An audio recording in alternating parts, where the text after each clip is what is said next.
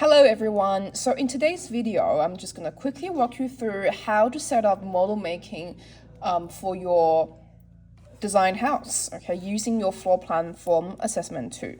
Okay, know that I've got a finished product of my assessment 2 floor plan here, and the next thing you want to do is either you find your teacher to do a photocopy of your floor plan, or you can do a photocopy yourself. Okay, so the photocopy has to be on an A3, okay, so A3 piece of paper, so it looks identical to it. Okay, and for this floor plan, what you need to do is you need to cut your drawing within the boundary of the side out of this paper, meaning that you are getting rid of the dimensions on 4 sides, and you're also getting rid of your title bar at the end. Okay, so you need to cut along the edge of the side, which is this floor boundary. Okay, and then you will have something that looks like this. Okay, have something that looks like this.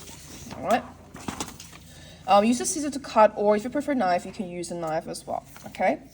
So once you've got this cut out of your side with your gardens and your built structure, okay, you can go and collect a white piece of foam board, foam core, or we call it foam core. You have a thickness here if you see that, okay, and then you are gonna stick your drawings on top of here, okay, and this will again serve as a base. Okay, so now I've used a recycled ones here just for the purpose of demonstration. Okay, you're gonna stick your floor plan, or say the side plan of your house design, into the middle of this foam core. Okay, so you can use a glue, okay, a glue, and let's proceed and stick this floor plan onto our base. Okay.